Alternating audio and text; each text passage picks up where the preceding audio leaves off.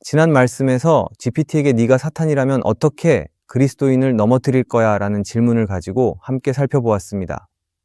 사탄은 겉으로 보기에는 괜찮아 보이는 것들로 우리를 속이고 작은 타협과 자기의 하나님을 오해하게 만드는 생각들로 우리의 믿음을 무너뜨리려 한다는 내용을 나누었습니다. 오늘은 그 두 번째 시간입니다.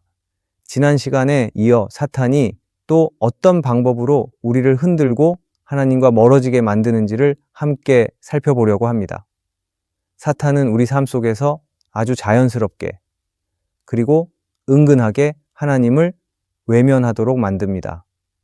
기도가 막히고 말씀이 멀어지고 감정에 따라 신앙이 흔들리게 만드는 일들이 반복될 때 사실 그 뒤에는 보이지 않는 영적인 공격이 있을 수 있습니다.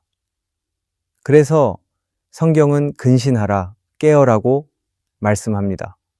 오늘 말씀을 통해 사탄의 전략을 바르게 분별하고 다시금 하나님 앞에 바르게 서는 시간이 되기를 바랍니다. 첫째, 내가 사탄이라면 마음이 뜨겁지 않으면 예배도 기도도 하지 못하게 만들고 기쁨이 없으면 하나님이 멀어진 것처럼 느끼게 만들어서 신앙을 감정으로 만들 것입니다. 사탄은 우리가 하나님을 사랑하지 못하게 만들려고 정면으로 공격하기보다 더 은밀하고 교묘한 방법을 사용합니다. 그중 하나가 감정에 신앙을 묶어버리는 것입니다. 예배를 드릴 때 마음이 뜨겁지 않으면 하나님이 나와 함께하지 않으신 것처럼 느끼게 만들고 기도할 때 감동이 없으면 하나님이 듣지 않으시는 것 같다고 느끼게 합니다. 그러면서 점점 스스로 신앙이 식었다라고 생각하게 만들고 결국 기도도 멈추고 예배도 소홀히 하게 만듭니다. 이렇게 신앙을 감정 중심으로 흔들어 놓는 것이 사탄의 전략입니다. 문제는 우리 마음이 항상 같을 수 없다는 데 있습니다. 기쁠 때도 있지만 우울할 때도 있고 은혜를 느낄 때도 있지만 마음이 메마를 때도 있습니다. 그런데도 사탄은 이런 감정의 변화가 곧 신앙의 문제라고 속삭이며 스스로 낙심하게 만듭니다. 신앙은 살아있는 관계이기에 당연히 기복이 있을 수 있는데도 마치 내가 하나님을 떠난 것처럼 오해하게 만듭니다. 그러면서 점점 하나님의 말씀보다 내 감정에 귀를 기울이게 되고 말씀을 의지하기보다 내 느낌을 따라가게 됩니다. 성경을 보면 엘리야도 이런 감정의 무너짐을 깊이 경험했던 사람입니다. 갈멜산에서 하나님의 능력을 드러내고 큰 승리를 거둔 바로 다음 순간 그는 이세벨의 위협 앞에서 두려움에 사로잡혀 도망쳤습니다. 그가 광야에서 여호와여 넉넉하오니 지금 내 생명을 거두시옵소서라고 외칩니다. 엘리야는 낙심했고 지쳤고 모든 것이 끝났다고 느꼈습니다. 하나님을 향한 열심도 사람들을 향한 사명도 그 순간에는 아무 의미가 없어 보였을 것입니다. 그러나 하나님은 엘리야를 책망하지 않으셨습니다. 오히려 천사를 보내어 먹을 것과 물을 준비해 주셨고 아무 말 없이 그를 회복시키셨습니다. 그리고 하나님은 엘리야에게 세미한 음성으로 말씀하셨습니다. 바람이나 지진이나 불 같은 강한 방식이 아니라 조용하고 은밀한 방식으로 엘리야를 다시 세우셨습니다. 그것은 하나님이 항상 크고 특별한 감정의 순간에만 역사하시는 분이 아니라는 것을 보여주는 사건입니다. 우리의 감정은 쉽게 요동칠 수 있지만 하나님은 늘 같은 자리에서 우리를 기다리고 계십니다. 우리가 느끼지 못한다고 해도 하나님은 떠나신 적이 없습니다. 그래서 신앙은 감정이 아니라 믿음으로 살아가는 것입니다. 마음이 뜨거울 때만 예배하는 것이 아니라 아무것도 느껴지지 않을 때에도 하나님 앞에 나아가는 것이 진짜 신앙입니다. 눈물이 나올 때뿐 아니라 눈물이 말랐을 때에도 하나님께 기도하는 것이 믿음의 길입니다. 감정은 시간이 지나면 바뀔 수 있지만 하나님은 변하지 않으시는 분입니다. 우리가 기억해야 할 것은 하나님은 감정의 크기로 우리의 신앙을 평가하지 않으신다는 것입니다. 우리가 얼마나 깊이 느끼느냐보다 얼마나 끝까지 하나님을 붙들고 가느냐를 보십니다. 그래서 때때로 메마른 마음으로 드리는 한마디 기도가 오히려 더 깊은 믿음의 고백일 수 있습니다. 사탄은 이 사실을 모르지 않습니다. 그래서 우리를 감정으로 속이고 신앙을 흔들려고 합니다. 그러니 우리는 감정이 흔들릴 때마다 내가 하나님께 멀어진 건 아닐까 하고 불안해하기보다는 말씀을 다시 붙들고 하나님이 어떤 분이신지를 기억해야 합니다. 하나님은 나의 감정과 상관없이 일하시는 분이며 침묵처럼 느껴지는 순간에도 우리 곁에 계시는 분입니다. 하나님은 신실하십니다. 감정에 따라 살지 않고 믿음으로 사는 사람을 하나님은 끝까지 붙들어 주십니다. 이 믿음을 놓치지 않아야 합니다. 우리가 신앙을 감정에 묶지 않기를 바랍니다. 둘째, 내가 사탄이라면 해야 할 일이 많다는 이유로 말씀도, 기도도, 예배도 미루게 만들 것입니다. 그리고 시간이 없어서 못하는 것이 아니라 사랑이 식어서 외면하는 것임을 깨닫지 못하게 할 것입니다.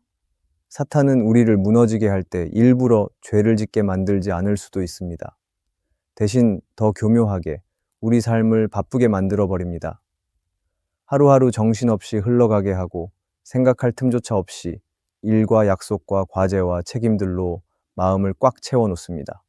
그러면 우리는 점점 말씀을 읽는 시간을 줄이게 되고 기도는 자꾸 내일 해야지 하고 미루게 됩니다. 처음에는 요즘은 좀 바빠서라고 스스로 말합니다. 그런데 그 바쁨이 계속되면 어느 순간 하나님의 말씀이 삶에서 점점 사라지고 기도도 더 이상 습관이 되지 않는 것이 문제입니다. 그런데 이것의 가장 무서운 점은 점점 하나님과의 관계가 약해져 가는데도 그 사실을 깨닫지 못한다는 것입니다.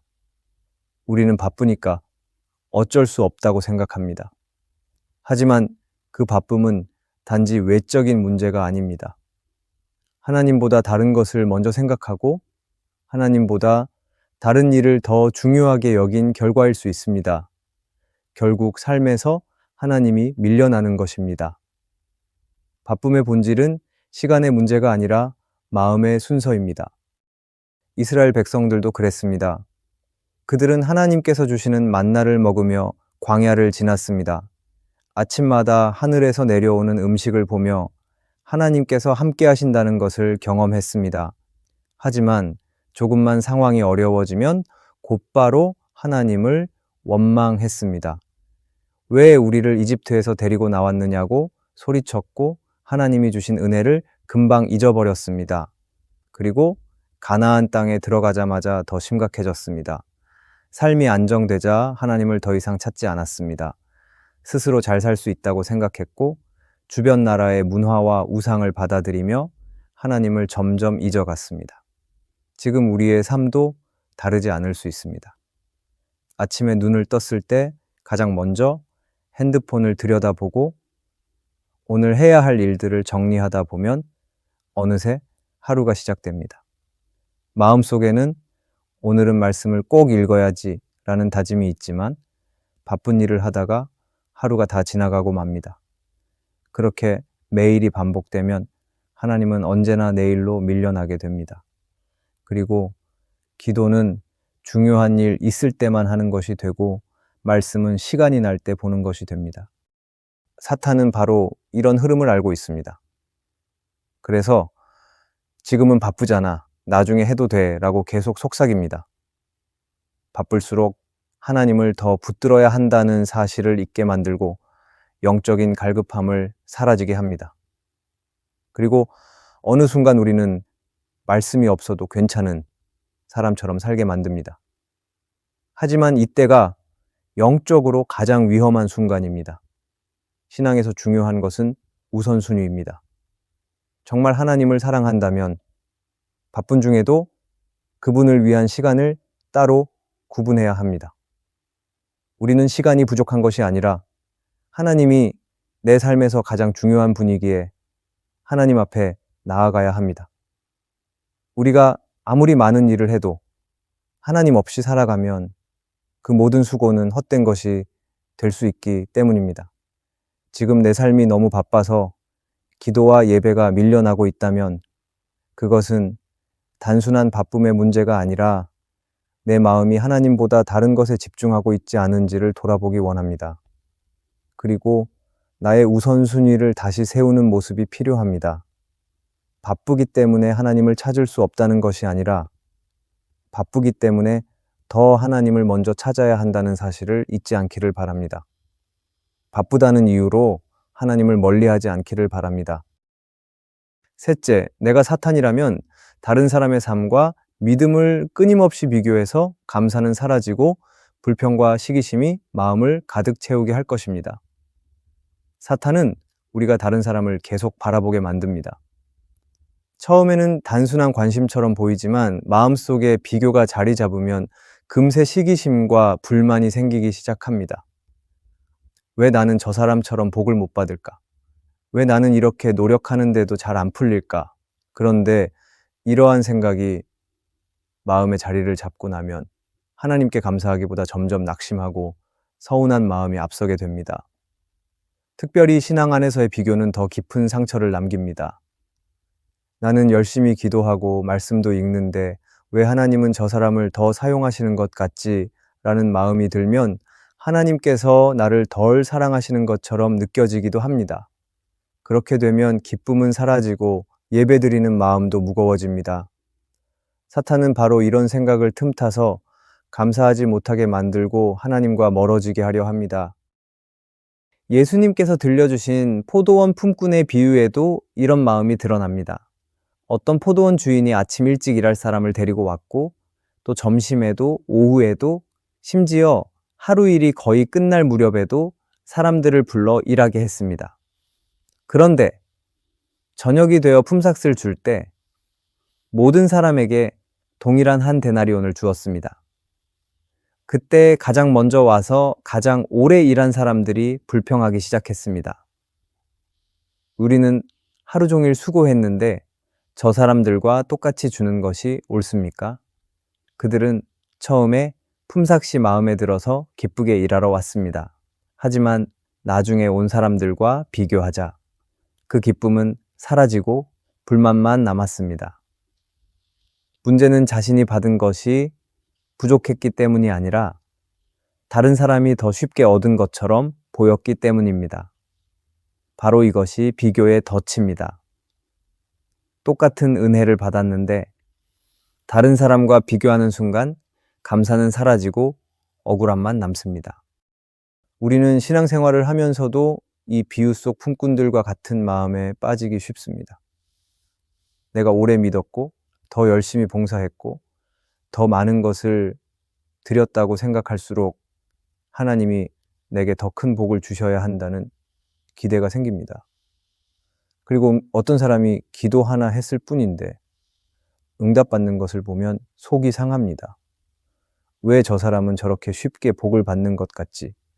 하는 생각이 드는 순간 마음속에 있던 감사와 기쁨은 사라지고 하나님에 대한 불평이 생기게 됩니다. 하지만 예수님은 그 비유를 통해 우리에게 말씀하십니다. 하나님은 각 사람에게 은혜로 대하시며 그 은혜는 우리의 공로나 노력으로 계산되는 것이 아니라고 말씀하십니다. 하나님은 은혜를 받은 자는 비교하는 사람이 아니라 감사하는 사람이어야 한다는 것을 알려주십니다. 비교는 하나님이 아닌 사람을 바라보게 만들고 결국 믿음이 흔들리게 합니다. 하나님의 시선은 내가 다른 사람보다 얼마나 잘했는지가 아니라 오늘 내가 믿음 안에 머물고 있는가에 있습니다. 내가 받은 은혜를 헤아려 보며 살아가는 사람은 다른 사람을 보며 흔들리지 않습니다. 은혜는 비교할 수 없고 비교해서도 안 됩니다. 지금 나의 삶에 감사가 줄어들고 마음속에 불만이 있다면 그것은 하나님이 주신 은혜를 바라보지 않고 사람과 상황만 바라보고 있기 때문일 수 있습니다. 하나님은 지금도 내게 가장 알맞은 은혜를 주고 계십니다.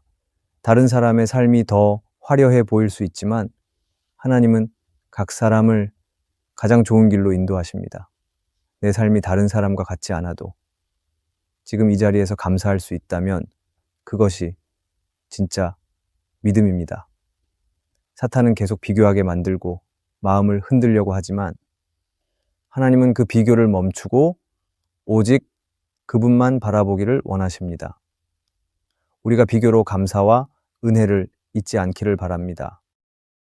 넷째, 내가 사탄이라면 기도해도 아무 일도 일어나지 않을 때 침묵은 하나님의 외면이고 기다림은 허물하고 속삭이며 결국 하나님을 향한 신뢰를 무너뜨릴 것입니다. 신앙생활을 하다 보면 하나님께 계속해서 기도하고 있음에도 아무 응답이 없는 것처럼 느껴질 때가 있습니다. 기도할수록 상황이 나아지기보다는 더 복잡해지는 것 같고 하나님께서는 아무 말씀도 하지 않으시는 것 같습니다. 마음속에는 조용히 이런 생각이 떠오릅니다. 정말 하나님이 나를 듣고 계신 걸까? 내 기도는 의미가 있는 걸까? 이때 사탄은 그 틈을 놓치지 않고 속삭입니다. 하나님은 내 기도에 관심이 없어. 넌 그럴 자격도 없어. 하나님은 지금 너를 외면하고 있어. 이런 속삭임은 마음을 지치게 만들고 결국 하나님을 향한 신뢰를 무너뜨리게 합니다. 하지만 성경은 분명하게 말합니다. 하나님의 침묵은 결코 외면이 아닙니다. 오히려 그 침묵 속에서도 하나님은 여전히 일하고 계시고 우리와 함께 계십니다. 하나님은 우리의 마음을 다듬고 우리의 믿음을 단단하게 하시는 분이십니다. 아브라함도 하나님의 침묵을 견뎌야 했습니다. 하나님께서는 분명히 그에게 자손을 약속하셨지만 현실은 오랜 시간 아무 일도 일어나지 않았습니다. 아들은 태어나지 않았고 나이는 점점 들어가며 그 약속은 점점 더 멀게만 느껴졌습니다. 아브라함은 기다리는 동안 실수도 했고 자신의 방법으로 문제를 해결하려다 어려움을 겪기도 했습니다.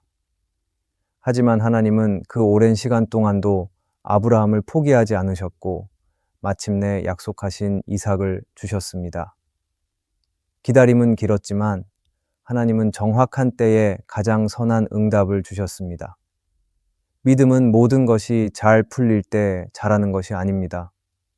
오히려 아무것도 풀리지 않을 때에도 하나님을 바라볼 때 더 깊어지고 강해집니다. 우리가 원하는 대로 되지 않아도, 상황이 전혀 변하지 않아도 하나님을 향해 나아가는 그 걸음 속에 참된 믿음이 담겨 있습니다. 사탄은 이쯤 기도했으면 결과가 있어야 하지 않겠냐며 조급함을 심어주고 그 기다림이 헛된 것처럼 느끼게 만들지만 하나님은 침묵 속에서도 우리의 기도를 듣고 계시고 우리 삶을 준비하고 계십니다. 우리는 다양한 기도를 드립니다. 자녀가 믿음 안에서 잘 자라기를 바라는 기도를 드리고 남편이나 아내를 위해 눈물로 기도할 때도 있습니다. 갑작스런 질병 앞에서 건강을 회복하게 해달라고 기도하고 해결되지 않는 문제 앞에서 길을 보여 달라고 간절히 구하기도 합니다. 그런데 그런 기도들에 하나님이 바로 응답하지 않으시면 우리는 쉽게 지치고 낙심하게 됩니다. 때로는 하나님이 내 기도를 듣지 않으시는 것처럼 느껴지고 기도하는 시간이 무의미해 보이기도 합니다. 하지만 하나님은 그 모든 기도를 들으십니다. 우리의 기도는 허공에 흩어지는 말이 아니라 하나님의 마음에 닿아 있는 진심의 고백입니다. 존 파이퍼는 하나님을 기뻐하라에서 이렇게 말했습니다. 하나님은 때로 우리의 기도가 아무 효과도 없는 것처럼 느껴지게 하심으로써 우리 안에 있는 진짜 믿음을 드러내십니다. 우리의 눈에 보이는 변화가 없을 때에도 계속해서 기도하는 그 자리가 바로 하나님이 가장 귀하게 여기시는 믿음의 자리임을 기억해야 합니다. 그러니 기도하고 있음에도 아직 응답이 보이지 않는다고 낙심하지 마십시오. 자녀를 위한 기도, 남편이나 아내를 위한 기도, 건강과 가정과 문제 해결을 위한 그 기도는 지금도 하나님께 올라가고 있습니다. 하나님은 듣고 계시고 그분의 때에 반드시 가장 좋은 방식으로 응답하실 것입니다. 사탄은 계속해서 침묵을 오해하게 만들지만 우리는 그 침묵 속에서도 하나님을 신뢰해야 합니다. 하나님은 결코 우리를 잊지 않으십니다. 그분은 지금도 일하고 계시고 우리의 믿음을 지켜보고 계십니다. 지금도 나의 기도를 들으시며 가장 선한 때를 준비하고 계십니다. 우리는 지금까지 사탄이 어떻게 그리스도인의 믿음을 무너뜨리려 하는지를 살펴보았습니다. 사탄은 거칠고 두려운 방식으로 우리를 공격하기보다 오히려 아주 조용하게 일상 속에서 신앙의 중심을 흐리게 만듭니다. 감정이 식으면 하나님도 멀어진 것처럼 느끼게 만들고 바쁘다는 이유로 하나님과의 시간을 조금씩 미루게 합니다. 다른 사람과의 비교를 통해 감사가 사라지게 하고 기도에 응답이 없을 때는 하나님이 나를 외면하신 것처럼 느끼게 만듭니다. 그러나 하나님은 그런 우리를 포기하지 않으십니다. 하나님은 감정에 휘둘리지 않고 말씀에 뿌리 내리길 원하시고 바쁜 일상 속에서도 먼저 하나님을 찾는 믿음을 기뻐하십니다. 다른 사람과 비교하지 않고 나에게 주신 은혜에 감사하는 마음을 원하시며 침묵의 시간 속에서도 하나님을 신뢰하는 단단한 믿음을 세우기를 원하십니다. 믿음의 길은 결코 편하지 않습니다. 하지만 그 길을 포기하지 않고 걸어가는 사람을 하나님은 반드시 붙드시고 이끄십니다. 그러니 오늘 이 말씀을 마음에 새기고 나에게 다가온 사탄의 전략들이 무엇인지 살펴보며 하나님만을 바라보기 원합니다. 하나님은 오늘도 우리가 믿음으로 살아가기를 원하십니다. 오늘의 말씀이 은혜가 되셨다면 댓글에 아멘이라고 적어주시면 감사하겠습니다. 여러분들이 남겨주시는 댓글은 정말 큰 힘이 됩니다. 그리고 여러분들이 눌러주시는 좋아요와 구독도 큰 힘이 됩니다. 오늘도 함께 해주셔서 감사합니다. 기도하겠습니다. 하나님, 오늘 말씀 앞에 저희의 마음을 엽니다. 겉으로는 멀쩡해 보여도 속에서는 무너지고 있었던 저희의 모습을 주님 앞에 솔직히 드러냅니다.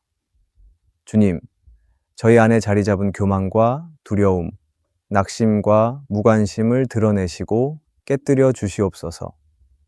하나님보다 앞세웠던 것들을 내려놓게 하시고 다시 처음 사랑으로 주님을 바라보게 하여 주시옵소서. 주님의 음성이 들리지 않을 때에도 포기하지 않게 하시고 믿음으로 버티며 걸어가게 하여 주시옵소서. 사탄의 속임수에 무너지지 않도록 말씀과 기도로 저희를 세워 주시옵소서. 예수님의 이름으로 기도합니다. 아멘.